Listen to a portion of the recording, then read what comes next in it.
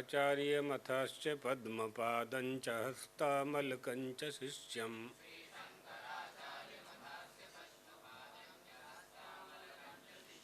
तं तोटकं वार्तिककारमन्यानस्मद्गुरून् सन्ततमानतोऽस्मि।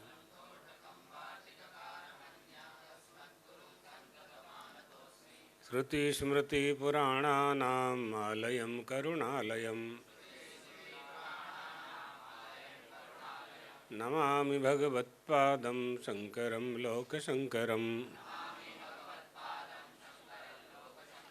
शङ्करं शङ्कराचार्यं केशवं बादरायणम् सूत्रभाष्यकृतौ वन्दे भगवन्तौ पुनः पुनः। सच्चिदानन्दरूपाय विश्वोत्पत्त्यादिहेतवे तापत्रयविनाशाय श्रीकृष्णाय वयं नमः। द्वारकाधीश भगवान की, जगदम्बा महारानी की, सद्गुरुदेव भगवान की। हर हर महादेव। कल कोई पूछ रहे थे ना वेद वाली, नहीं आई? आई है? कौन है? नहीं आए? हैं? नहीं आए?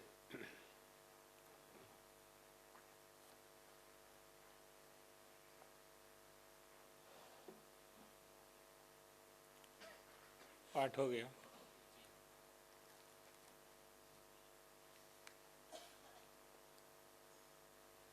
इसको थोड़ा पीछे करो।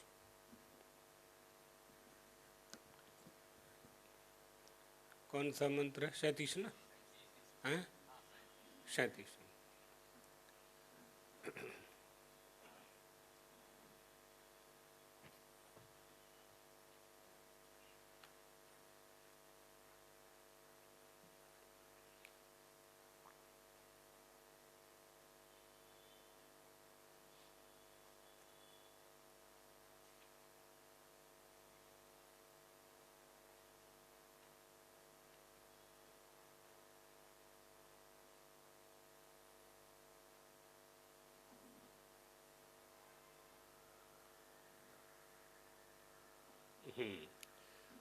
तो भगवान ने ये कह दिया कि यदि तुम युद्ध नहीं करोगे तो तुम्हारे जो शत्रु हैं वो ऐसे वाक्यों का प्रयोग करेंगे जो प्रयोग उन्हें नहीं करना चाहिए, अर्थात तुम्हारे सामर्थ्य की निंदा करेंगे। तुम्हारे सामर्थ्य की निंदा होने लगेगी। अनेक प्रकार के न कहने योग्य वाक्यों का वो सभी लोग उच्चारण करेंगे। तब त्वदीयम सामर्थ्यम,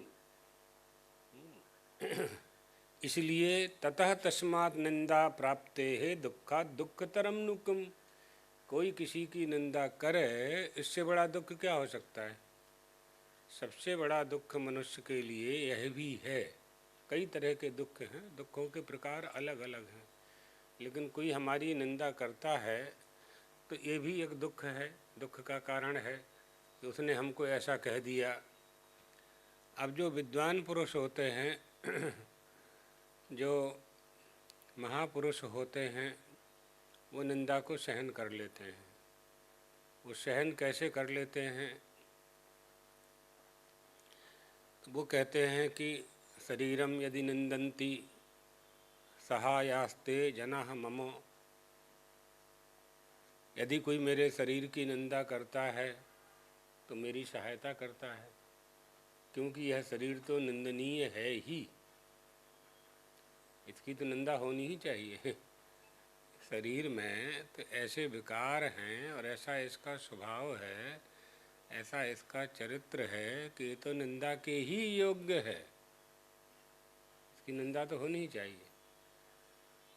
और अगर वो मेरे आत्मा की निंदा करते हैं तो स्वात्मानम निंदयन्ति ते, तो वो अपनी ही निंदा करते हैं, क्योंकि हमारा और उनका आत्मा अलग अलग नहीं है। तो जिसकी निंदा की जा रही है और जो निंदा कर रहा है वो देह से ही तो ही अलग है। देह से अलग है, वो अलग है नहीं। तो यदि वो देह मेरी देह की निंदा करता है, मेरे बाह्य स्वरूप की निंदा करता है, मेरे पांच भौतिक देह की निंदा करता है, तो ये तो निंदनीय है।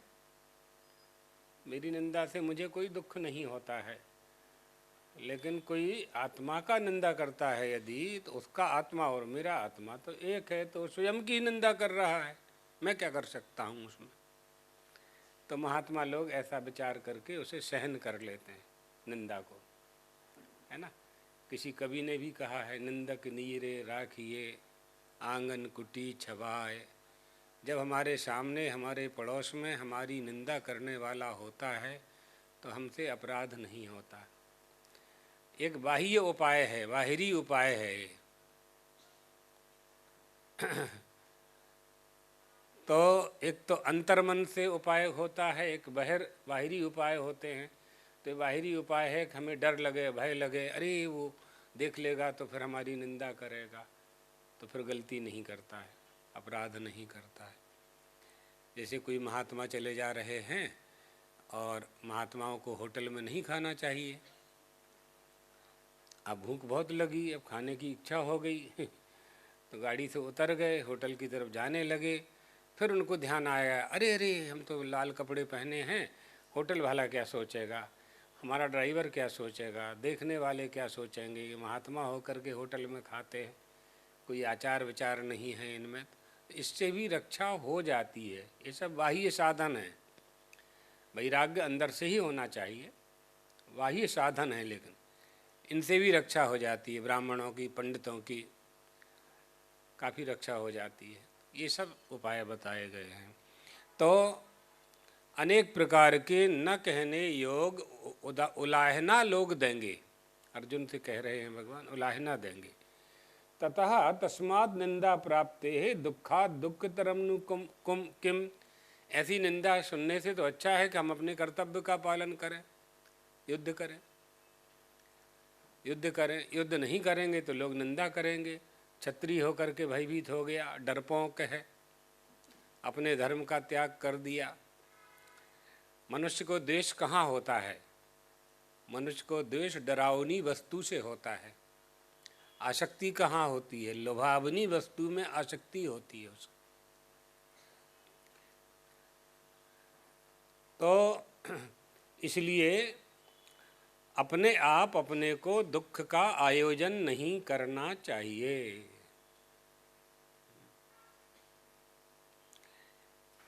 पक्षांतर में कर्ण आदि शूरवीरों के साथ युद्ध करने पर युद्धे पुनः क्रियमाणे कर्णादभिः, कर्णादभिः यानी कर्ण आदि के द्वारा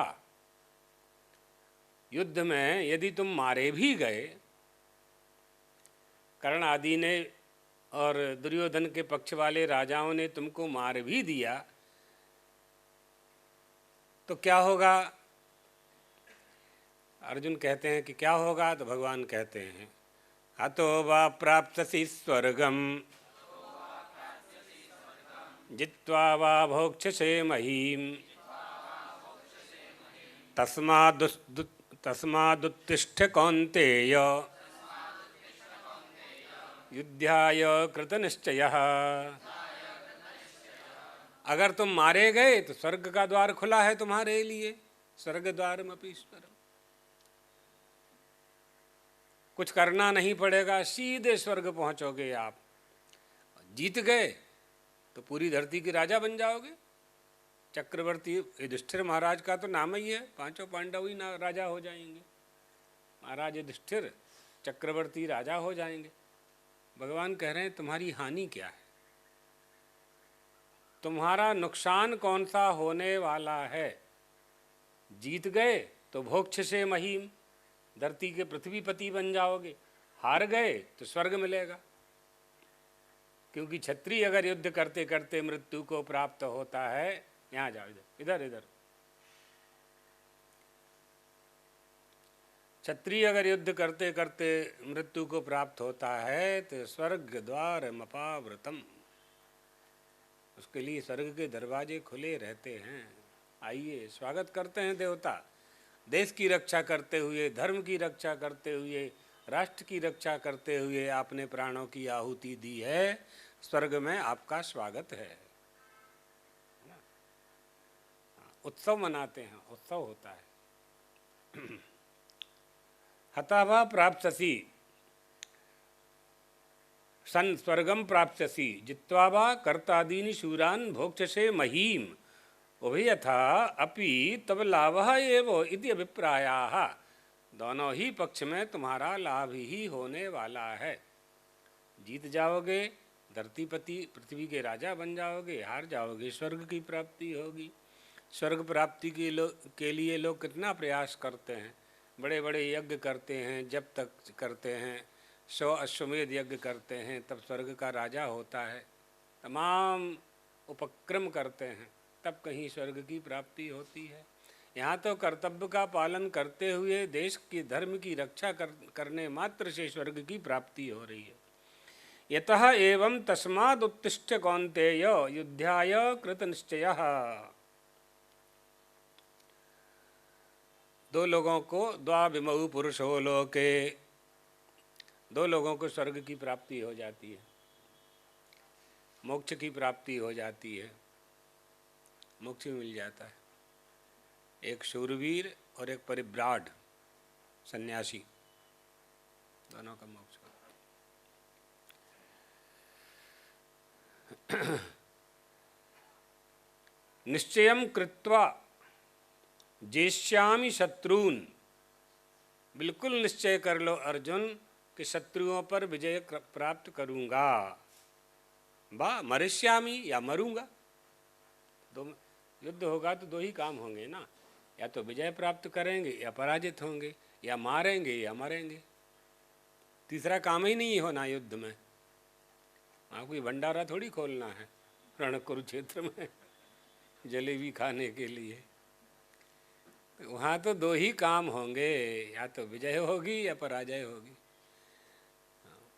या मरोगे या मारोगे, तभी उसका फल मिलेगा। इसलिए युद्ध करने के लिए युद्धाय कृत निश्चयः, युद्ध करने के लिए खड़े हो जाओ। मैं या तो शत्रुओं को जीतूंगा या मर ही जाऊंगा। युद्ध ही स्वधर्म है अर्जुन, और युद्ध करने वालों के लिए ही यह उपदेश है। युद्ध स्वधर्म इति एवं युद्धमानस्य उपदेशम इमं शृणु। यह जो उपदेश है ये युद्ध करने वालों के लिए ही है, इसको सुनो। क्या सुनने के लिए कह रहे हैं? तो 38वें मंत्र को कह देते हैं। सुख दुखे समे कृत्वा लाभालाभौ जया जयौ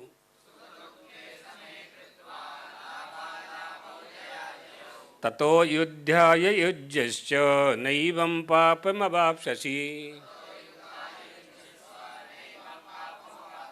न अवाप्स्यसि पापम, पाप को प्राप्त नहीं होगे। इस प्रकार धर्म युद्ध करने से पाप नहीं लगने वाला है, कोई पाप नहीं होगा। ये धर्म युद्ध है। जय और पराजय, सुख और दुख, लाभ और हानि, सुख दुखे समय तुल्य कृत्वा, तुल्य दोनों को एक समान करके, रागत द्वेषौ अकृत्वा, रागत द्वेष से ऊपर उठ करके, जया जय समौ कृत्वा युद्धाय, युद्ध के लिए तैयार हो जाओ। इसलिए अर्जुन तुम्हारा धर्म है। न एवं युद्ध कुर्वन् पाप, ऐसा युद्ध करने से तुम्हें पाप की प्राप्ति नहीं होने वाली है। इति उपदेशाः प्रासंगिकाः, यह उपदेश भगवान दे रहे हैं कि तुम्हें युद्ध करना चाहिए। स्वधर्मम विचावेक्ष्य, शोक और मोह दूर करने के लिए लौकिक न्याय बतलाया गया है ना, न्यायः स्वधर्मम अपि। इस कारण से परमात्म दर्शन का जो पहले कहा गया था, अब शास्त्र के विषय का विभाग दिखाने के लिए भगवान इस तरह का उपदेश दे करके उपसंहार करना चाहते हैं। अर्थात ये कह रहे हैं कि तुम्हें युद्ध करना ही चाहिए, क्योंकि यहाँ शास्त्र के विषय का विभाग दिखाया गया है। आगे आएगा अभी ज्ञान योगेन सांख्यायाम इत्यादि आ गया, कर्म योगेन योगी नाम। निष्ठाओं का भी वर्णन भगवान करेंगे। अभी यहाँ तक भगवान ने यह कहा कि लाभ हानि जय और पराजय, लाभा लाभौ जया जयौ समौ कृत्वा ततः युद्धाय युज्यश्च। लाभ हानि और जय और पराजय की चिंता छोड़कर केवल युद्ध करना चाहिए, यही तुम्हारा इस समय कर्तव्य है, ये धर्म है। अर्जुन भगवान अर्जुन को स्वधर्म का उपदेश दे रहे हैं, है ना। कल हमने कहा था न करना तो मनुष्य का काम है, शास्त्र का काम है उपदेश देना, तो शास्त्र उपदेश देता है। धर्म अधर्म के संबंध में बहुमत प्रमाण नहीं होता। जैसे बहुमत से आप लोग नेता बना देते हैं, सरपंच बना देते हैं, ऐसे शास्त्र में बहुमत नहीं चलेगा, शास्त्र में निष्ठा चलेगी, है ना। कारपोरेशन के पार्षद बन जाते हैं, पार्षद कौन बनेगा? जिसको कॉलोनी के लोग वोट दे देंगे वही ना पार्षद बनेगा। तो बहुमत से वोट दे देने से पार्षद बन जाएगा। धर्माधर्म में ऐसा नहीं चल सकता। धर्म का उपदेश कौन करेगा? जो धर्मज्ञ होगा, जो शास्त्रों का ज्ञाता होगा, शास्त्र का जिसने अध्ययन किया है और अध्ययन करके सदाचार का जिसने पालन किया है, वही धर्म का उपदेश कर सकता है। चत्वारो वेद धर्मज्ञाः परशत्रैविध्यमेव वा यम ब्रूते सा धर्माः स्यादेको वाद्यवित्तमाः। अध्यात्मविद एक ही हो, वो 1000 लोगों को उपदेश दे सकता है, 1,00,000 लोगों को उपदेश दे सकता है, 1 करोड़ लोगों को उपदेश दे सकता है। अध्यात्मविद, धर्म को जानने वाला, धर्म का पालक, विद्वान पुरुष, शास्त्रों का ज्ञाता एक पर्याप्त है। एक नेत्रज्ञ और 1,00,000 नेत्रविहीन लोग, एक आँख वाले को नदी पार नहीं करा सकते, लेकिन एक आँख वाला व्यक्ति 1,00,000 लोगों को नदी पार करा सकता है। एक व्यक्ति जिसकी दोनों आँख है और 1,00,000 व्यक्ति जिनकी आँखें नहीं हैं, जो देख नहीं पा रहे हैं। तो आँख वाला व्यक्ति 1,00,000 लोगों को नदी पार करा सकता है, लेकिन 1,00,000 लोग मिलकर के, जिनके नेत्र नहीं हैं, वो मिलकर के भी एक व्यक्ति को नदी पार नहीं करा सकते। यहाँ बहुमत नहीं चलेगा शास्त्र में, धर्म में। इसलिए हम लोग कहते हैं, हमारे सद्गुरुदेव भगवान पीठद्वयाधीश्वर कहते थे, उनके गुरुजी धर्म सम्राट स्वामी करपात्री जी महाराज, राजनीति में राजनीति का संचालन धर्म के साथ होना चाहिए। अर्जुन को भगवान न मिले होते तो ये धर्म का ज्ञान कौन देता, गीता का उपदेश कौन करता। तो यहाँ राज्य के संचालन के लिए, अधर्म का नाश करने के लिए, धर्म का पालन करने के लिए भगवान अर्जुन को गीता का उपदेश दे रहे हैं। हिंदू धर्मावलंबी देहात्मवादी नहीं है, अध्यात्मवादी है। इसलिए हिंदुओं का जो धर्म है, सनातन धर्म, वो अजर अमर है और शाश्वत है। धर्म और ईश्वर के प्रति निष्ठा होनी चाहिए। जो दृढ़ निष्ठा होती है, दृढ़ भावना होती है धर्म के प्रति, उसी को आध्यात्मिकता कहते हैं, उसी को आध्यात्मिकता कहते हैं। हिंदू समाज में हम लोग आत्मा को अमर मानते हैं और अमृतत्व की प्राप्ति के लिए हम प्रयास भी करते हैं, क्योंकि हिंदू सबका त्याग कर सकता है, धर्म त्याग नहीं कर सकता। सिर कटवा सकता है, शिखा नहीं कटने देता है। ऐसा हमारे पूर्वजों ने किया है, ऐसा किया है। तो एक आत्मवेत्ता धर्माधर्म के निर्णय में पर्याप्त है। लाख अनात्मज्ञ भी धर्म का निर्णय नहीं दे सकते। अव्रतानाम अमंत्राणाम जाति मात्रोपजीविनाम सहस्त्रशः समेतानाम परिसत्वम न विद्यते। जो व्रत रहते हैं और जो मंत्र रहते हैं, वो हजारों मिलकर के परिषद नहीं कहे जा सकते, समिति नहीं कही जा सकती उन्हें। समूह, संगठन, धर्म के मार्ग पर चलने वाला और चलाने वाला जितने भी संगठन हैं, जितने भी संघ हैं, उनका उद्देश्य क्या है? जिनकी समितियां हैं, जितने ट्रस्ट हैं, उनका उद्देश्य क्या है? समाज को धर्म के मार्ग पर चला करके जो असहाय हैं, जो अज्ञानी हैं, जो निर्बल हैं, उनकी सेवा करना। यही ट्रस्टों का काम, यही समितियों का काम है। इसलिए अध्यात्मक ज्ञाता, याज्ञवल्क्य ऋषि कह रहे हैं, अध्यात्मक ज्ञाता एक कहे वही धर्म है।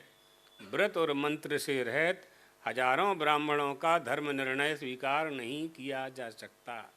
जिन ब्राह्मणों ने स्वयं धर्म त्याग कर दिया है, वो जाति से तो ब्राह्मण रहेंगे, लेकिन उनका उपदेश कोई सुनेगा नहीं, क्योंकि उन्होंने स्वयं ही धर्म का त्याग कर दिया है। इसलिए सदाचार, श्रुति स्मृति सदाचारः स्वस्य च प्रियमात्मनः एतच्चतुर्विधं प्राहु साक्षात् धर्मश्च लक्षणम। ये धर्म के लक्षण हैं सब, इनका पालन करना चाहिए। श्रुति, स्मृति, सदाचार और आत्मा की प्रियता, इसका अर्थ बता चुके हैं तो दोहराने की आवश्यकता नहीं है। श्रुति किसे कहते हैं? वेदों को, वेदों को ही श्रुति कहते हैं, है ना। तो श्रुति लिंग, वाक्य, प्रकरण, स्थान, समाख्यानाम पारदौर्बल्यम अर्थ विप्रकर्षात्, ये 6 प्रमाण हैं। ये 6 प्रमाण जब एक साथ एक ही स्थान में उपस्थित हो जावें तो कौन किसको प्रमाण माने? तो इसमें श्रुति ही प्रमाण होगी। पारदौर्बल्यम विरोधे तनपेक्षम स्याद् ह्यसति अनुमानम, है ना। श्रुति स्मृति का विरोध होने पर श्रुति ही प्रमाण होगी। श्रुति माने वेद, स्मृतियाँ जानते ही हो। अगर कोई बात स्मृति में है, श्रुति में भी है और स्मृति में भी है, और स्मृति की बात श्रुति के अनुकूल नहीं है, तो क्या प्रमाण होगा? श्रुति प्रमाण होगा, वहाँ वेद प्रमाण होगा, है ना। तस्याखुरन्यास पवित्र पांसु उपांसुलानाम धुरकीर्तनीयः मार्गम मनुष्येश्वर धर्म पत्नी श्रुतेर्वार्थम स्मृतिरन्वगच्छत्। जैसे दिलीप राजा जब गोचारण करने, नंदिनी गोचाराने के लिए ले जाते थे, उनके गुरुजी ने आज्ञा दी थी, गौ के पीछे पीछे उनकी सेवा करते हुए आपको चलते रहना है। तो आगे आगे गाय चलती थी, पीछे पीछे राजा दिलीप चलते थे, और जहाँ जहाँ गाय जाती थी वहाँ वहाँ वो जाते थे। उनका कोई अपना मार्ग नहीं था, जहाँ जहाँ गौ माता जाती थी, है ना। रघुवंश का है ना, रघुवंश का है कि कुमार संभव का है? रघुवंश का है, हाँ, हमें भी ऐसा ही याद था। तो गौ माता के पीछे इसी तरह से श्रुतियों के पीछे स्मृतियाँ चलती हैं। जैसे राजा दिलीप गौ के पीछे, गौ माता के पीछे पीछे चलते थे, इसी तरह से वेदों के पीछे सारे धर्मशास्त्र चलते हैं। वेदों की अवहेलना नहीं की जा सकती। वो आई कि नहीं वेद वाली माता? नहीं आई, कल पूछ रही थी, नहीं आई, आ गई आज। उसी का तो विषय है और वो आई नहीं। कल पूछ रहे थे वो कि वेद क्या है। तो अनपेक्ष रवः श्रुति, यानी वेदों को सबको प्रमाण चाहिए, लेकिन वेदों को किसी का प्रमाण नहीं चाहिए।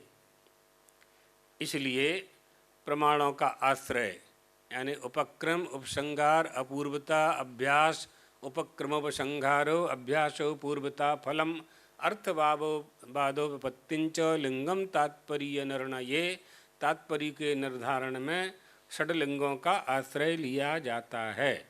इसलिए हमारे यहाँ शब्द का भी अनुशासन है, शब्द का भी अनुशासन है। किस शब्द का क्या अर्थ है, कौन से शब्द का आश्रय हमें लेना चाहिए।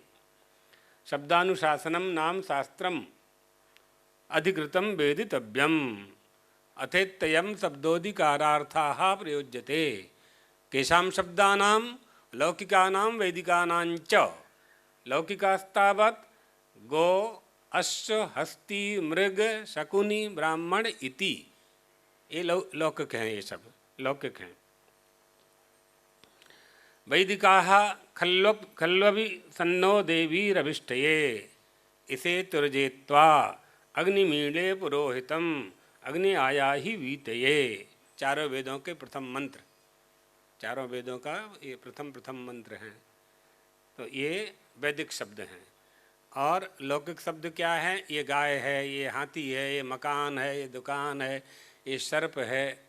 हाँ, ये इतने भी ये लौकिक शब्द हैं।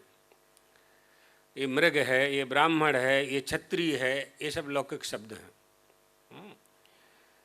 अब इसको विस्तार से समझना हो तो गो शब्द का क्या अर्थ है, गाय किसे कहेंगे, कैसे पहचानेंगे कि गौ माता है? प्रत्येक वस्तु के लक्षण है ना। भैंस भी दूध देती है, गाय भी दूध देती है। तो ये गाय है, ये गो है, इसका प्रमाण क्या है? ये मनुष्य है, इसका प्रमाण क्या है? ये बकरी है, इसका प्रमाण क्या है? हाँ, गलकंबल शासनादिमत्तम गौर लक्षणम। तो गाय का लक्षण मतलब लक्षण समझना है। गाय के उदाहरण से प्रत्येक वस्तु का लक्षण प्रमाणाभ्याम वस्तु सिद्धिर्जायते न तो प्रतिज्ञा मात्रेण। कह देने से यह वस्तु है सिद्ध नहीं हो जाएगी, ये बताना पड़ेगा, कहना पड़ेगा कि इसका यह लक्षण है। ये लेखनी है, इयम लेखनी, कलम है, पेन है। तो ये कब तक इसके हम किसको हम पेन कहेंगे? जब तक ये चलेगा, लिखेगा। नहीं तो प्लास्टिक का एक डंडा जैसा दिखाई पड़ेगा, लोग कहेंगे पेन तो है लेकिन चलता नहीं है। तो उसमें कलम लेखन करने की जो शक्ति है, जो उसमें साधन संसाधन अंदर थे, वो नष्ट हो गए हैं। तो प्रत्येक वस्तु का लक्षण होना चाहिए। तो गौ इत्यत्र कः शब्दः किं यत् शासनालांगूल कुकुदुखुर विषाण्यर्थ रूपम सशब्दाः का नित्याहो। नित्याहो वो उसको गाय नहीं कह सकते, क्योंकि वो तो अन्यत्र भी है। तीन तरह के दोष होते हैं ना, अव्याप्ति दोष, अतिव्याप्ति और संभव। दोषत्रय से मुक्त है, उस लक्षण को संलक्षण कहते हैं, वही लक्षण है।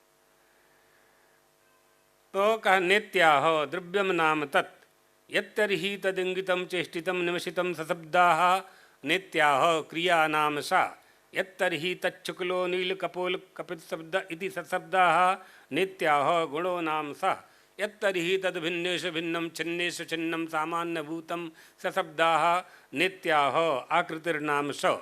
कस्तर्हि शब्दाः, गो शब्द क्या है फिर? गो किसे कहेंगे, गो माता किसे कहेंगे? का एनोच्चारितेन शासनालांगूल कुकुदुखुर विषाणिनम संप्रत्ययो भवति सशब्दाः, जिसके उच्चारण से शासनादिमत्तम गौर लक्षणम। एक देसी गाय जो होती है, उसके गले में ललरी होती है। जब गाय चलती है तो वो ललरी ऐसी झूलती है, ये लोग तुम लोग जानते होगे, जो लोग गाय पालते हैं वो जानते हैं, ऐसे ऐसे हिलती है जब वो चलती है।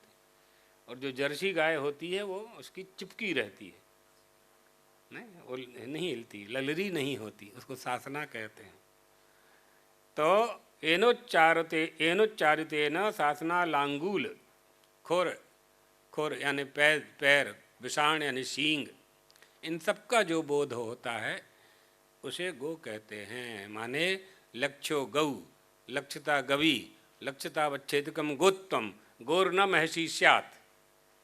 गाय और भैंस, महसी यानी भैंस है ना, तब ना सिद्ध करेंगे। अब शब्दों को सिद्ध करना है, मनमाना थोड़ी चलेगा। यहाँ सर्वत्र शास्त्र वचन ही हमारे लिए प्रमाण होना चाहिए।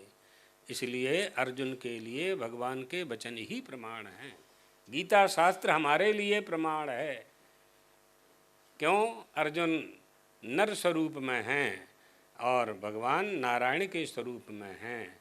अर्जुन के रथ पर नारायण बैठे हैं, हमारे देह रूपी रथ के सारथी नारायण बन जावें तो हमारा भी कल्याण हो जावे। जैसे अर्जुन का कल्याण भगवान ने गीतोपदेश से कर दिया।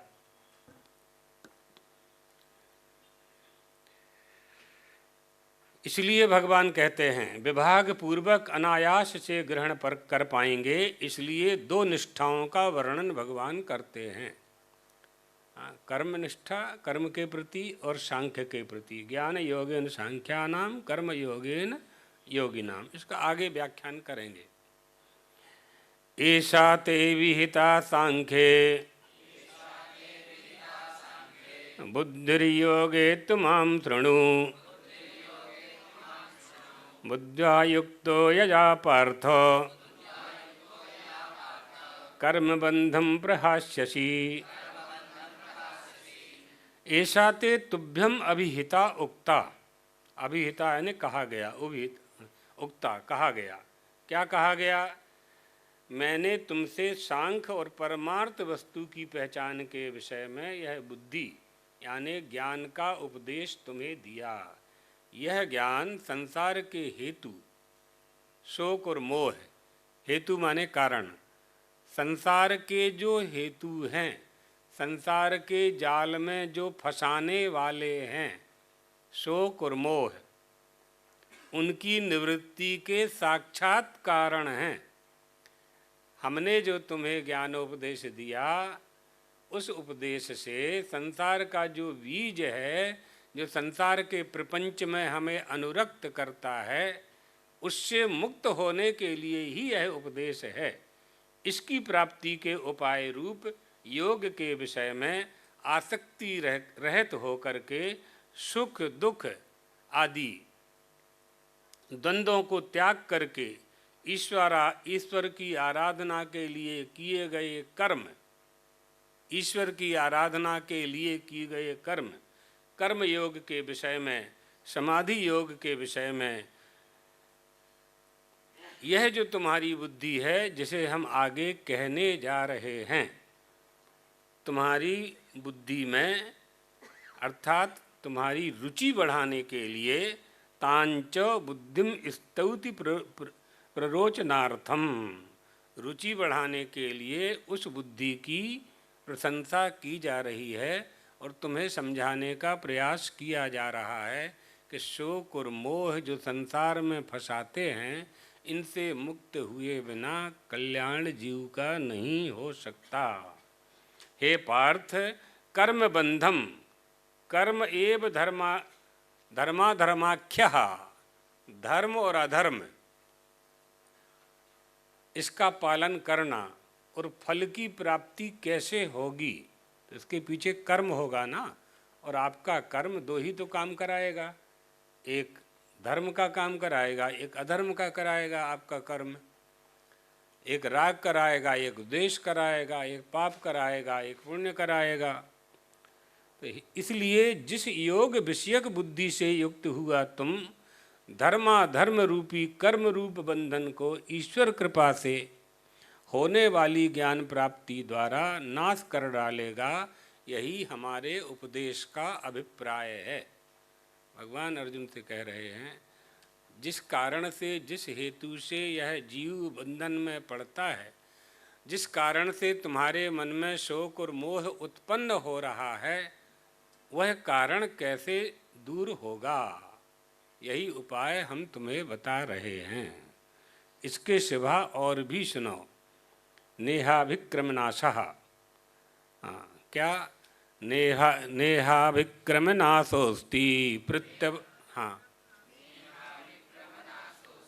प्रत्यवायो न विद्यते स्वल्पमप्यस्य धर्मस्य त्रायते महतो भयात्। बीज का नाश जब तक नहीं होगा, आरंभ यानी आरंभ का नाम है अभिक्रम।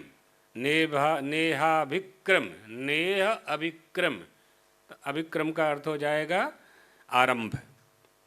कर्मयोग रूप में मोक्ष मार्ग में जो अभिक्रम है, यानी प्रारंभ का कृषि आदि के समान नाश नहीं होता, अभिप्राय यह है कि योग विषयक योग के संबंध में प्रारंभ का जो फल है वो संशय युक्त नहीं है, संशय युक्त नहीं होना चाहिए, यही अभिप्राय है।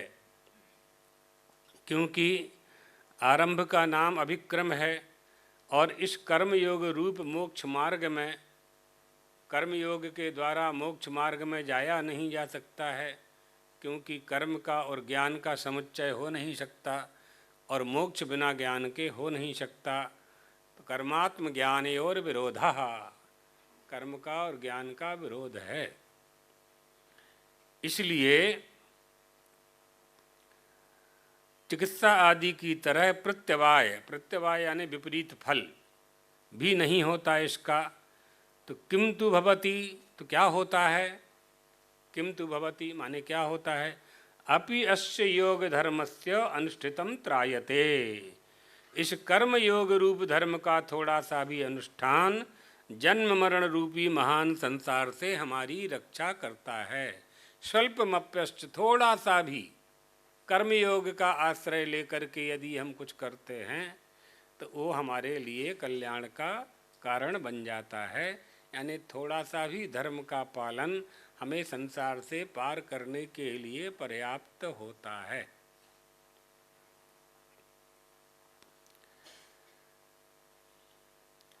यह बुद्धि सांख्य के विषय में कही गई। अब भगवान योग के विषय में कहेंगे। सांख्य और योग दोनों को ला रहे हैं। व्यवसायात्मका बुद्धि रेकेह कुरु नंदन, बहुशाखा हिनन्ताश्च बुद्धयो व्यभिसायिनाम। इस कर्मयोग में जो निश्चयात्मिका बुद्धि है, यानी एक अस्थिर बुद्धि होती है जो अविवेकी लोगों के पास होती है, जो विवेकहीन लोग होते हैं उनकी बुद्धि अस्थिर होती है और अव्यवस्थित होती है। देवकी का विवाह हुआ वसुदेव जी के साथ, बारात जाने लगी, वसुदेव जी देवकी जी को लेकर के अपने महल के लिए जाने लगे। कंस आ गया। कंस ने कहा मेरी बहन है, मैं अपनी बहन को स्वयं ही ससुराल तक छोड़ के आऊँगा। तो रथ पर बैठ गया, घोड़ों की रास अपने हाथ में ले ली। देवकी से स्नेह करता था कंस,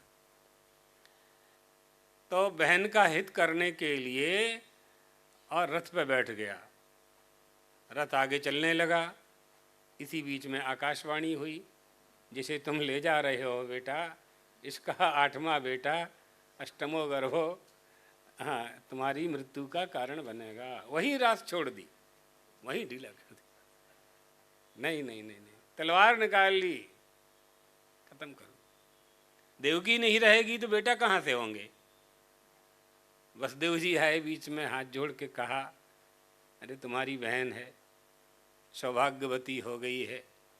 अभी अभी इसके मंगल चिन्ह, मंगल वस्त्र, मंगल सूत्र, आभूषण, दागीना धारण किए हैं इसने, आज ही अभी भी नहीं उतारे हैं। सौभाग्यवती स्त्री का किसी का वध नहीं होना चाहिए, सौभाग्यवती हो चाहे ना हो, लेकिन सौभाग्यवती का, सुहागन स्त्री का तो वध का विधान ही नहीं है। फिर तुम्हारी बहन भी है ये, तो वध का विधान, हत्या का विधान तो कोई कर नहीं सकता है।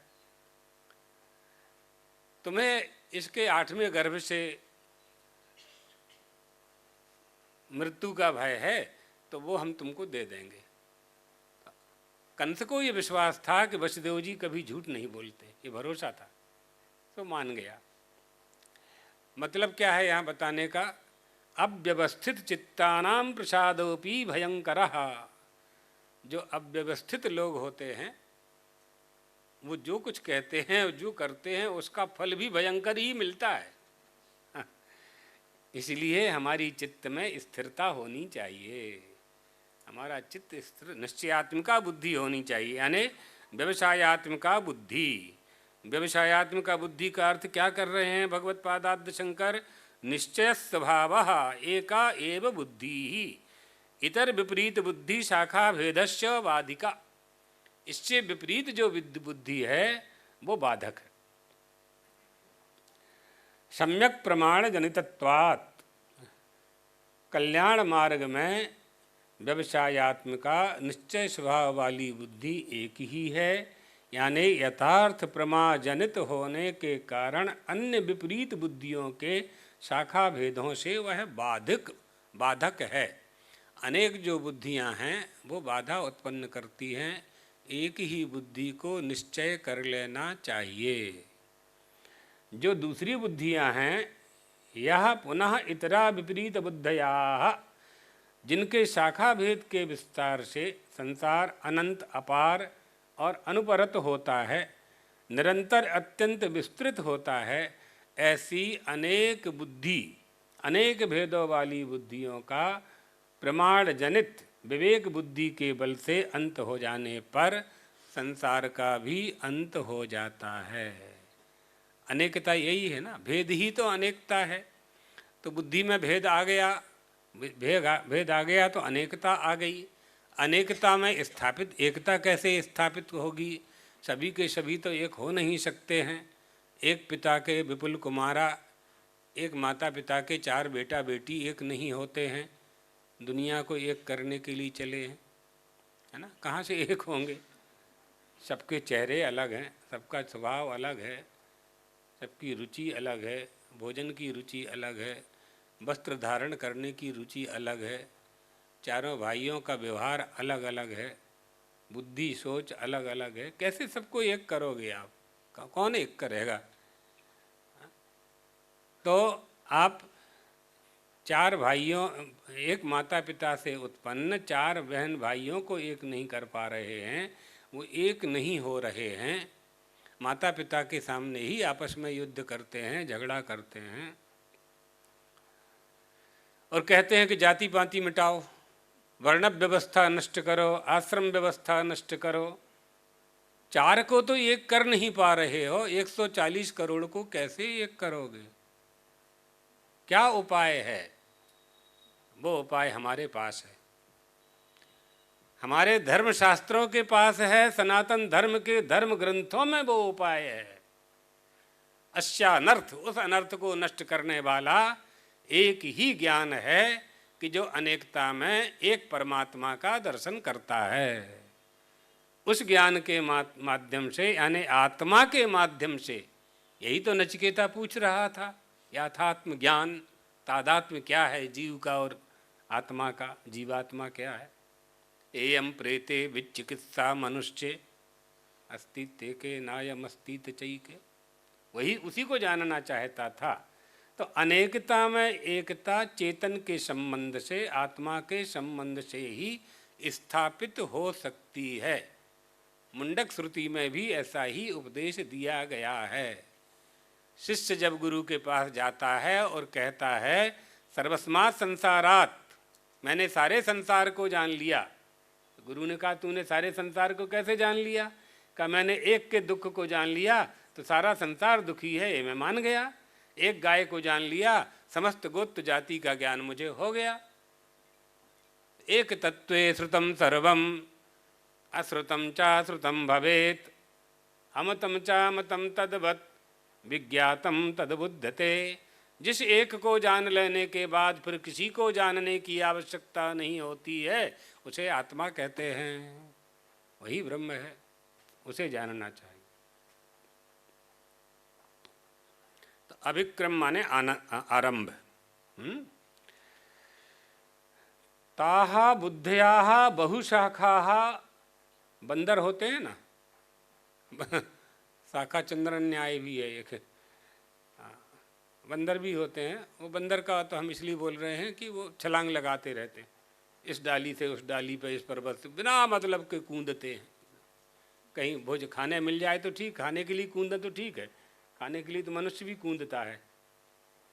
तो बहुत पानी है, मनुष्य भी खाने के लिए कूदता है, प्रयास करता है ना, यही उसका कूदना है। बंदर भी अमरूद खाने के लिए, केरी खाने के लिए एक झाड़ से दूसरे झाड़ पर, एक वृक्ष से दूसरे वृक्ष पर। चंचलता, चंचलता, मरकट की चंचलता। मनुष्य अपनी चंचलता पर विजय प्राप्त कर सकता है, चंचलता को रोक सकता है मनुष्य, बंदर नहीं रोक सकता। मनुष्य में बुद्धि है, विवेक है, ज्ञान है, अज्ञान का नाश करने की शक्ति है, प्रमा है उसके बाद, और प्रमाण जनित प्रमा का प्रयोग करके प्रमेय को प्राप्त कर सकता है। 1,00,000 बंदर, 1,00,000 बंदर मिलकर के रामायण की एक चौपाई कंप्यूटर में टाइप नहीं कर सकते, नहीं कर सकते, तोड़ और देंगे। लैपटॉप दे दो आप बंदर को तो क्या करेगा, है ना। और आपका 10 साल का बालक 1 घंटे में 100 चौपाई टाइप कर देगा। ये मनुष्य है, और ये मनुष्य में होना चाहिए। सद्गुण विशिष्ट मन, ये मनुष्य ही तो है सद्गुण विशिष्ट। सद्गुणों का आश्रय लेकर के मनुष्य अपने जीवन को सदाचार में युक्त करता है और परमार्थ पथ पर चलते हुए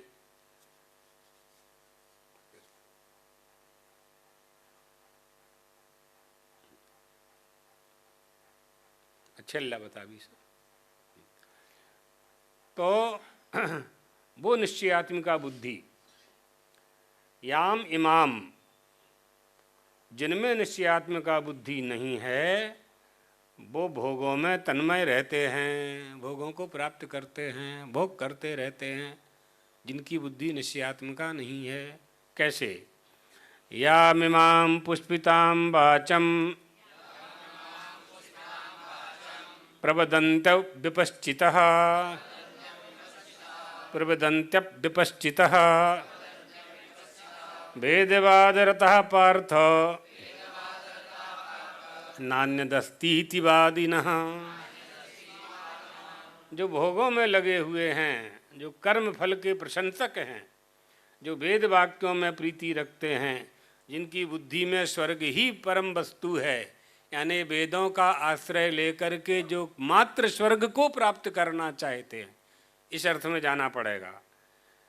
तो ऐसी पुष्पित वृक्षों जैसी शोभित सुनने से रमणीय जिस वाणी को वो कहा करते हैं, या मिमाम, कौन कहा करते हैं? अज्ञानी पुरुष, अल्प बुद्धि वाले, जिनमें विवेक नहीं है, अर्थवाद, निंदा स्तुति में ही पड़े रहते हैं। अर्थवाद यानी निंदा स्तुति, अर्थवाद, भूतवाद, भूतार्थवाद, गुणवाद, ये सब वाद हैं। फल साधनों को प्रकाश करने वाले देवताओं में जो रत हैं, ऐसी देवता की आराधना करते हैं जो तुरंत हमें फल प्राप्त कर दे। जय हनुमान ज्ञान गुण सागर, जय कपीश तिहु लोक उजागर, रामदूत अतुलित बलधामा, अंजनी पुत्र पवन सुत नामा। बैठ गए, 108 फाल, 108 पाठ करेंगे हनुमान जी का। बहुत अच्छी बात है, कोई दोष नहीं है, करना ही चाहिए। अंत में कह दिया कि भगवान हमें व्यापार में जो घाटा लगा है वो घाटा ठीक हो जाए तो 108 फिर करेंगे। तो तुम ना कहते तो भी घाटा ठीक हो जाता, लेकिन तुमने जो कह दिया ना, बस यही बात बिगड़ गई। कोई पाप नहीं लगने वाला ऐसा कह के, लेकिन हनुमान जी से आपने जो मांगा है वो हनुमान जी दे देंगे। हनुमान जी की कृपा प्राप्त नहीं होगी, એટલે हनुमान जी प्राप्त नहीं थसे। हमारा उद्देश्य क्या होना चाहिए? हनुमान जी का साक्षात्कार, हमारे अंतःकरण में हनुमान जी की स्थापना, श्री राम की स्थापना, श्री कृष्ण की स्थापना। ये उद्देश्य जब रहे होगा तो सब हमें अपने आप ही प्राप्त है।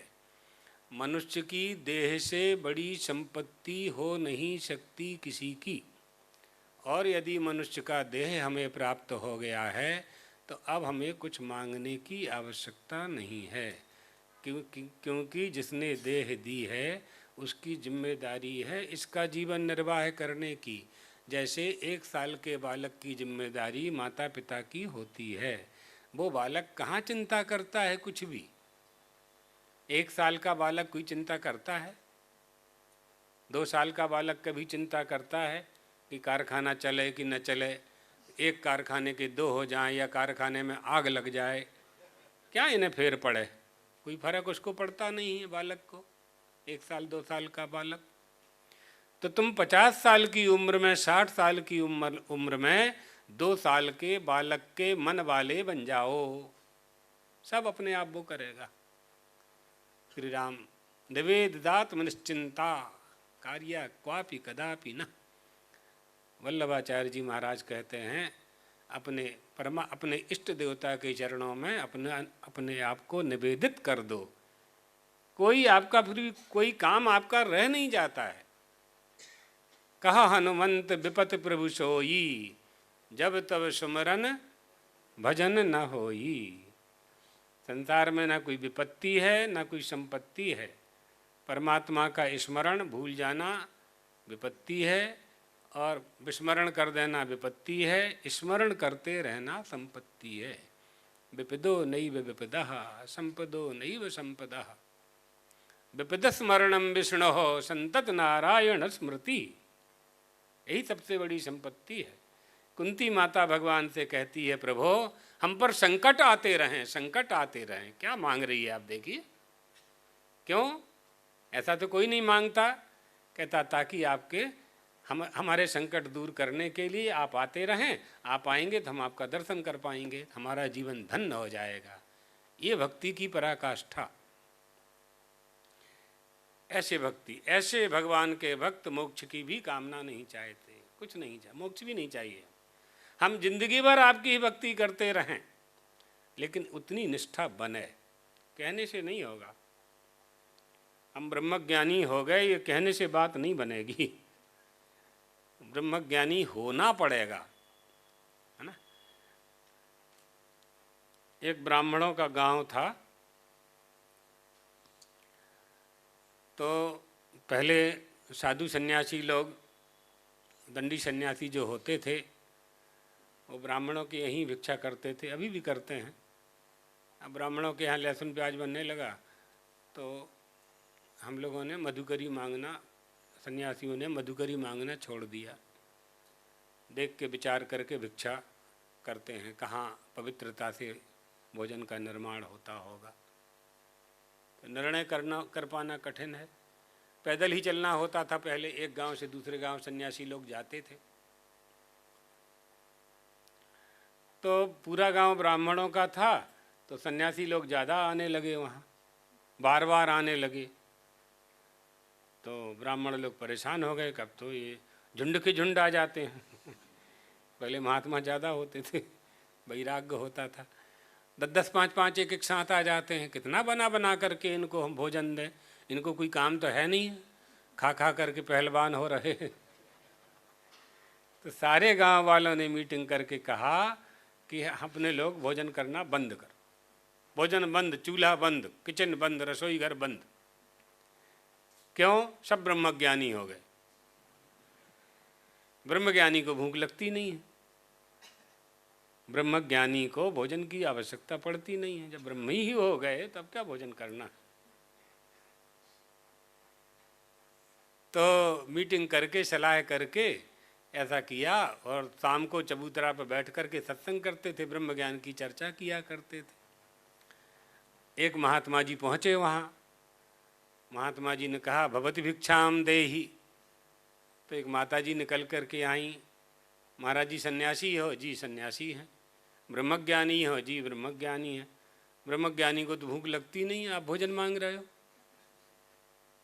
तो क्या महात्मा जी ने कहा कि तुम लोग भोजन नहीं करते? नहीं महाराज, हमारे यहाँ कोई भोजन करता नहीं, पूरे गांव में नहीं करता। ब्रह्मज्ञानी को भूख कहाँ लगती है? हम लोगों को ब्रह्मज्ञान हो गया है, हम लोगों किसी को भूख ही नहीं लगती है। तो हमारे ना चौका है, ना रसोई है, ना हम बनाते हैं। दूसरे घर गए, तीसरे घर गए, 5वें घर गए, 6वें घर गए, 7वें घर गए। 7 घर के बाद भिक्षा ना मिले तो उस दिन व्रत रहना पड़ता है महात्मा को, भोजन नहीं कर सकते। 7 घर में अगर भिक्षा नहीं मिली तो फिर आगे नहीं मांग सकते हम। तो अब सुख सुविधा और दूसरी बढ़ गई तो लोग भिक्षा लाके यहाँ दे देते हैं, आटा दाल चावल दे जाते हैं, भिक्षा के लिए व्यवस्था कर देते हैं, तो जाना नहीं पड़ता है। जो समृद्ध सन्यासी हैं वो रसोईया रखने लगे, पहले पहले घूमते थे। तो इस तरह से पूरे गांव में उनको भोजन नहीं मिला, भिक्षा नहीं मिली, कोई बात नहीं, महात्मा थे, तितिक्षावान थे, आगे दूसरे गांव चले गए।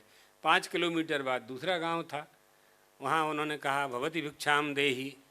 तो एक माता जी निकली, उन्होंने जो भोजन बनाया था, आटा दाल चावल रोटी कढ़ी भात हलवा पूड़ी, सब महात्मा जी को झाड़ के नीचे बैठ कर के उन्होंने खाया और कहा कि महाराज जी अब आप आज ने भिक्षा की है तो आज आराम कर लीजिए, तो शाम को सत्संग होगा। तो गांव के लोग इकट्ठे हो गए, शाम को सत्संग होने लगा। तो सत्संग में उन्होंने कहा कि गांव का नाम बताया, बोले पहले गांव में हम गए, 5 किलोमीटर पहले था, पूरा गांव ब्रह्मज्ञानी है, वहाँ कोई भिक्षाई भोजन ही नहीं करता। तो उस गांव वालों ने कहा कि महाराज बड़े ढोंगी हैं वो लोग, रात में खा लेते हैं और आप लोगों को भोजन न कराना पड़े इसलिए कहते हैं कि हम सब ब्रह्मज्ञानी हो गए। महात्मा जी ने कहा अच्छा ये बात है। तो महात्मा जी ने विचार किया कि इनके अज्ञान का नाश करना चाहिए।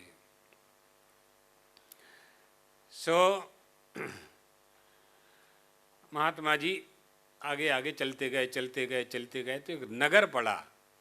नगर का जो राजा था वो राजा बीमार था, तो तरह तरह की औषधियों के लिए वैद्यों को खोजा जा रहा था। महात्मा जी भी औषधि जानते थे, जड़ी बूटी जानते थे। तो मंत्रियों को मालूम हुआ, मंत्री लोग गए, कहा हमारा राजा बीमार है। तो उन्होंने जंगल से एक जड़ी निकाल के और दे दी कि राजा को दे देना। तो राजा को जाके गंगा जल में वो जली घिस करके पिला दी, तो राजा आधा ठीक हो गया। राजा ने कहा कि हम आधे तो ठीक हो गए, अब आधा और करो। तो मंत्री लोग दौड़ करके साहब महात्मा जी के पास गए। तो महात्मा जी ने कहा हम आधा ठीक तो कर सकते हैं राजन, लेकिन वो जो औषधि हम देंगे वो ब्रह्मज्ञानी की खोपड़ी के तेल से मिलाकर के खाना पड़ेगी। ख्याल पड़ी? ब्रह्मज्ञानी की खोपड़ी के तेल से मिलाकर के वो खिलाएंगे तभी आप ठीक होंगे पूरे। तो राजा ने कहा भाई ब्रह्मज्ञानी को खोजा जाए, हमारे राज्य में कौन ब्रह्मज्ञानी है। तो खोजने के लिए फौज दौड़ पड़ी, आर्मी लग गई खोजने के लिए, कहीं नहीं मिला। महात्मा जी से कहा कहीं ब्रह्मज्ञानी नहीं मिल रहा है। तो उन्होंने बताया गांव का नाम, पूरा गांव ब्रह्मज्ञानी है। राजा का लश्कर गया, पूरे गांव को उठा के ले आए, राज्यसभा में हाजिर कर दिया। तो गांव वालों ने पूछा महाराज हमको क्यों बुलाया गया है। बोले आप सब ब्रह्मज्ञानी हैं, मंत्री ने कहा। और राजा लोग तो मंत्रियों के मुंह से बोलते थे ना, बड़े लोग खुद नहीं बोलते, सेवक से बुलवा देते। तो मंत्री ने कहा कि ब्रह्मज्ञानी के तेल, खोपड़ी का तेल चाहिए, उसमें राजा को औषधि देना है। तो पूरे गांव ने कहा अरे महाराज हम कहाँ ब्रह्मज्ञानी, हम तो पामर हैं, दाल रोटी खाने वाले लोग, साधारण लोग हैं। जैसे ही ये कहा कि हम लोग साधारण हैं, तो वहीं से महात्मा जी प्रकट हुए पर्दा खोल के। ब्रह्मज्ञानी लोग आ गए सब। तो जो व्यवहार की बात है वो परमार्थ में सिद्ध नहीं होती। व्यवहार और परमार्थ को समझना चाहिए। तो यही छल है ना। हमारी निष्ठा कहाँ पर है? हमारी निष्ठा ब्रह्मज्ञानी कह देने से हम ब्रह्मज्ञानी नहीं हो जाएंगे, कह देने से हम ब्रह्मज्ञानी नहीं हो जाएंगे। ना हम मन्ये सुवेदेति नो न वेदेति वेद च, यो नस्तद्वेद तद्वेद नो न वेदेति वेद च। ब्रह्म को जानने वाला ये नहीं कहेगा कि मैंने ब्रह्म को जान लिया, वही ब्रह्मज्ञानी है, नहीं बताएगा, आपको बोलने के लिए आएगा ही नहीं वो। तो यहाँ भगवान कह रहे हैं कि जो भोगों में तन्मय हैं, जो कर्म फल के प्रशंसक, वेद वाक्यों में ही प्रीति रखते हैं, यानी वेदों के कर्मकांड को, जिन्होंने केवल कर्मकांड को स्वीकार किया है, जिन्होंने अपने स्वार्थ के लिए, फलाभिसंधि के लिए, स्वार्थ के लिए, संकल्प पूरा करने के लिए वो मेरे वास्तविक स्वरूप को नहीं समझ पाते, परमात्मा के वास्तविक स्वरूप को नहीं समझ पाते। अल्प बुद्धि वाले, अविवेकिनाः वेदवाद रताः, बहुत अर्थवाद फल साधनों का प्रकाश करने वाले वेद वाक्यों में ही लगे हुए हैं, उपासना करने में ही लगे हुए हैं। स्वर्ग प्राप्ति जिनको करना है, जिनको इंद्र हो जाना है, जिनको 100 अश्वमेध यज्ञ करके इंद्र के पद पर बैठ जाना है, ऐसे कर्म फल को प्राप्त करने वाले लोग, उनकी बुद्धि में स्वर्ग ही परम प्राप्त सिद्धि की वस्तु बन गई है, बन जाती है। ते कामात्मनः, इसलिए वो कामना की पूर्ति करने के लिए भगवान की साधना करते हैं। इस तरह से भगवान अर्जुन को आगे आगे और आगे बताएंगे। सांख्य का उपयोग, कर्म योग, भक्ति योग, ज्ञान योग, सबका उपदेश भगवान करते हैं। गीता के 6 अध्यायों में, 6 अध्यायों में, फिर 6 अध्याय, फिर 18 अध्यायों में विभाजन करके मनुष्य के जीवन में जितने भी शोक मोह आदि जो संसार में अनुरक्त करने वाले दोष हैं, उन दोषों को निकालने का उपदेश दिया गया है।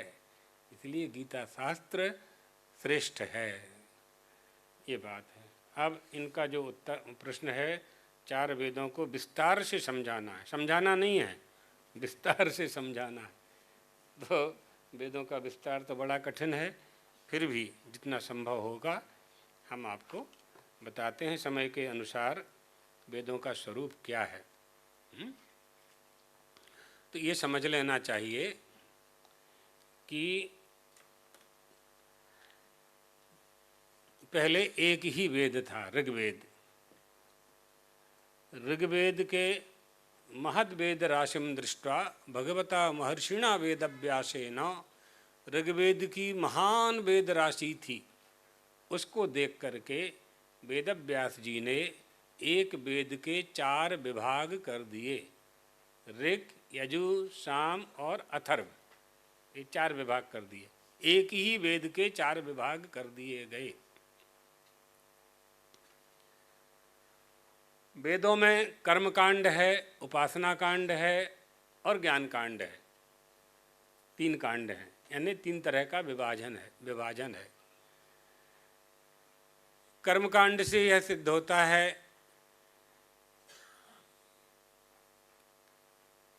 कि आत्मा अलग है, जीव अलग है और ईश्वर अलग है। जीव को ईश्वर की प्राप्ति करने के लिए उसकी उपासना करनी चाहिए, ये कर्मकांड है। हम उनकी प्राप्ति करें या उनकी कृपा की प्राप्ति करें या हमारे संकल्प की पूर्ति करें, तीनों की पूर्ति के लिए हमें निष्ठा तो बनानी होगी। वो निष्ठा क्या होगी कि ये ईश्वर हैं और हम जीव हैं, तो हम उनसे उनकी कृपा प्राप्त करने के लिए, और आत्मा देहादि रिक्त है, ये भी कर्मकांड में हम स्वीकार कर लेते हैं, इसलिए उसकी उपासना करते हैं। उपासना कांड में सोहम की उपासना होती है और ओंकार की उपासना होती है। अधिकार के अनुसार उपासना करनी चाहिए। गायत्री की उपासना होती है, जिनको गायत्री का अधिकार है तो गायत्री की उपासना करें। सोहम का अधिकार, सोहम की उपासना कर सकते हैं, सभी लोग कर सकते हैं। तो 3 मिनट से लेकर के 40 मिनट तक सोहम की उपासना की जाती है।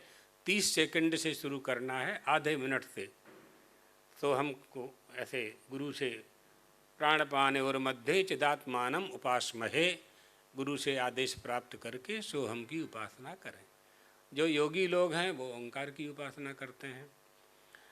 तो ये उपासना, इसके 16,000 मंत्र हैं और 4,000 मंत्र ज्ञान कांड के हैं। ज्ञान कांड में यह सिद्ध होता है कि उपास्य और उपासक एक अच्छे, बीजानति, 2 नहीं हैं। तो ज्ञान कांड में उपासक जो उपासना करता है तो उपासना को वो साधन बनाता है, और जो उसका उपास्य है उसको जानना चाहता, प्राप्त करना चाहता है। लेकिन ज्ञान के द्वारा उपासक, उपासना और उपास्य तीनों एक हो जाते हैं, तीनों एक हो जाते हैं। तो प्रतीकोपासना और अहंग्रहोपासना, प्रतीकोपासना आप जानते ही हैं, मंदिरों में जाके आप लोग करते हैं, घर में भी भगवान रख लेते हैं आप लोग, तो वो प्रतीकोपासना है, मूर्ति की उपासना है, मूर्ति में देवता की उपासना। बहुत से लोगों को भी यह भ्रम है कि हिंदू लोग मूर्ति की पूजा करते हैं, तो हम लोग मूर्ति में परमात्मा की पूजा करते हैं। वेद मंत्रों के द्वारा जब मूर्ति में परमात्मा का आवाहन करते हैं, प्राण प्रतिष्ठा करते हैं, तब उसकी वहाँ पूजा करते हैं, तभी फल की प्राप्ति होती है। देवाधीनम जगत सर्वम मंत्राधीनम तु देवता ते मंत्राः ब्राह्मणाधीनम तस्मात् ब्राह्मण देवता। ये परंपरा है, देवताओं में शक्ति मंत्र से आती है, और मंत्रों से जब प्राण प्रतिष्ठा हो जाती है, अस्यै प्राणा प्रतिष्ठन्तु, तो जब प्राण प्रतिष्ठा हो जाती है तब उसमें देवत्व आता है। फिर वो जो देवता की शक्ति है आराधना करने से हम में आती है। लेकिन ज्ञान कांड में जो उपनिषद भाग है, वेदों का जो अंतिम भाग है, वेदांत जिसे कहते हैं, उसमें उपास्य उपासक एक की भावना करनी पड़ती है, और भावना नहीं करनी पड़ती, हो जाना पड़ता है। इसी के लिए ज्ञान की आवश्यकता पड़ती है, इसी के लिए उपनिषद की आवश्यकता मनुष्यों को पड़ती है।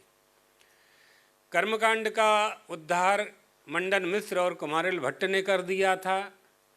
उपासना कांड का उद्धार महर्षि पतंजलि जी ने किया, और ज्ञान कांड का उद्धार करने के लिए जब वेदाः अप्रमाणम का उद्घोष होने लगा था, उस समय भगवत पादाद्य शंकराचार्य जी ने आज से 2530 वर्ष पूर्व अवतार लेकर और ज्ञान कांड का यानी उपनिषद भाग का, वेदांत का उन्होंने उद्धार किया।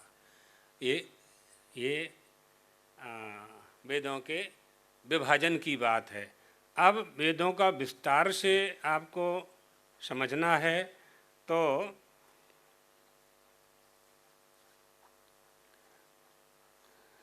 चार वेदों में 1131 शाखाएं हैं। चारों वेदों में 1131 शाखाएं हैं। 21 शाखाएं ऋग्वेद की हैं और 101 शाखा यजुर्वेद की है और 1000 शाखा सामवेद की है और 9 शाखा अथर्ववेद की है। ऐसी 1131 शाखाएं हैं। कुछ कहीं कहीं विद्वानों में कहीं कहीं कुछ शाखाओं का आगे पीछे है, लेकिन ये सिद्ध है कि 1131 शाखाएं वेदों की प्राप्त हैं। सभी अभी प्राप्त नहीं होती हैं, जो प्राप्त हैं इनमें से प्रत्येक शाखा का एक मंत्र भाग होता है, एक ब्राह्मण भाग होता है, एक आरण्यक भाग होता है। सामान्य रूप से उपनिषद को ही आरण्यक भाग, उपनिषद जो है आरण्यक भाग के अंतर्गत आते हैं, परंतु बृहदारण्योपनिषद में शतपथ ब्राह्मण आया है। शतपथ ब्राह्मण के अंतर्गत बृहदारण्यक है और ईशावास्य उपनिषद भी मंत्र भाग के अंतर्गत है। कृष्ण वेद, शुक्ल यजुर्वेद और कृष्ण यजुर्वेद, ये यजुर्वेद की मंत्र संहिता के 40वें अध्याय में, 40वां है ना, 40वें अध्याय में है, इसलिए इसको महत्व प्रदान किया गया है। इससे उपनिषदों को जानते हैं। इस प्रकार 1131 शाखाओं के 1131 उपनिषद होने चाहिए, लेकिन उतने उपनिषद नहीं प्राप्त होते हैं। 108 उपनिषद प्राप्त होते हैं, जिसमें 10 उपनिषदों पर भगवत पादाद्य शंकराचार्य जी का भाष्य है और श्वेताश्वर आदि 2 उपनिषद और भाष्य के रूप में प्राप्त होते हैं। बहुत सी शाखाएं सुरक्षित नहीं रहीं, लेकिन आज 108 उपनिषद प्रमाण रूप से प्राप्त होते हैं। उनमें भी ईशादि 10 उपनिषद और श्वेताश्वर और कौशातिकी आदि कुछ उपनिषद ऐसे हैं जिन पर सभी भाष्यकारों ने अपने भाष्य प्रतिपादित किए हैं।